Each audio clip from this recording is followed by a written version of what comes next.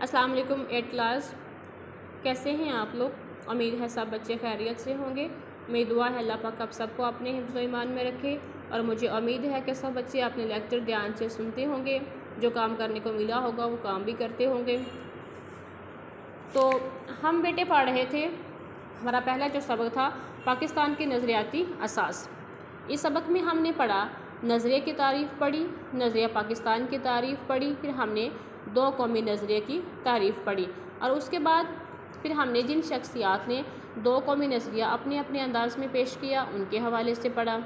تو ہمیں سمجھ آیا کہ جن بھی شخصیات نے اپنا دو قومی نظریہ پیش کیا ان سب کا ایک ہی مقصد تھا کہ جو برصغیر میں دو قومیں آباد ہیں، ہندو اور مسلمان، وہ دونوں اتنے صدیوں آپس میں رہنے کے باوجود بھی ایک دوسرے سے گل مل نہیں سکیں، اور آپس میں گلنے ملنے کی جو وجہ ہے وجہ ہے تو وہ کیا ہے کہ دونوں قوموں کے اپنے اپنے نظریات ہیں، اپنا مذہب ہے، اور زندگی گزارنے کے اپنے اصول ہیں، وراثت الگ ہے، سب چیزیں جو ہیں وہ الگ الگ ہیں، اس لیے دونوں قومیں کبھی بھی ایک ساتھ نہیں ہو سکتی۔ تو ہم نے ان تمام چیزوں کے بارے میں پڑھا، یہ ہمارا سبق جو ہے وہ مکمل ہو گیا۔ آج ہم اس کی ایکسرسائز کریں گے۔ سب سے پہلے ہمارے MCQs ہیں کہ کانگریسی وزارتوں کا دور رہا 1933 سے 35 تک، 1939 سے 41 تک، 1941 سے 43 تک، یا 1937 سے 39 تک۔ تو آپشن نمبر د 1937 سے 39 تک۔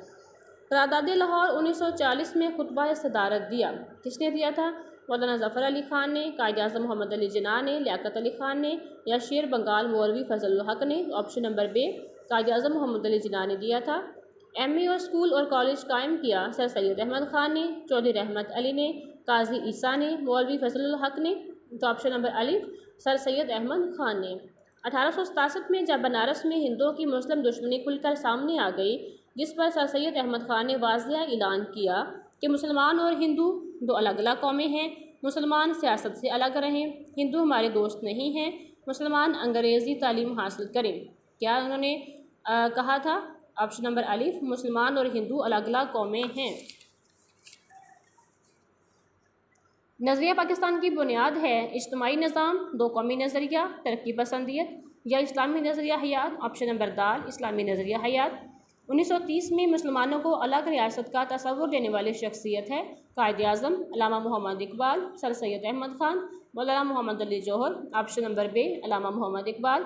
قیام پاکستان کا مطالبہ کرتے وقت مسلمانوں کی سوچ تھی کہ عالمی اسلام کا اتحاد قائم ہو، مسلم قوم کو بہتر تعلیم حاصل کر سکے، وہ اپنے مذہب اور عقائد کے مطابق زندگی بسر کر سکیں، ملک میں معاشی ترقی ہو۔ تو کیا ہو؟ وہ اپنے مذہب اور عقائد کے مطابق زندگی بسر کر سکیں۔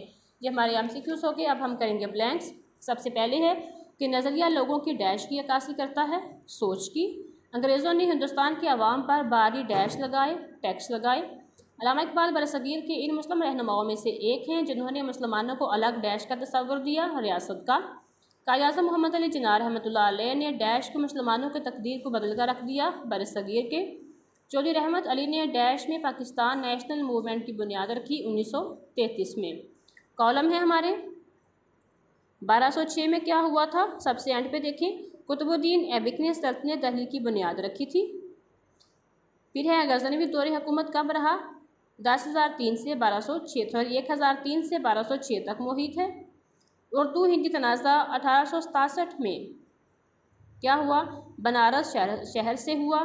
چودھری رحمت علی نے جنوری 1933 میں کیا کیا؟ ایک کتابچہ ناؤ اور نیور شائع کیا۔ 1526 میں ظہیر الدین بابر نے مغلیہ سلطنت کی بنیاد رکھی۔ اب آپ کے MCQs بھی ہو گئے ہیں، بلینکس بھی ہو گئے ہیں، اور کالم بھی ہو گئے ہیں۔ اب ہمارے شارٹ کویسچن رہ گئے ہیں جو ہم کل کریں گے، تو ان میں سے آپ نے MCQs بھی یاد کرنے ہیں، کالم بھی یاد کرنے ہیں، اور جو بلینکس ہیں اس کو اپنے ہوم ورک میں کرنا ہے۔ اپنا بہت سارا خیال رکھنا۔ اللہ حافظ۔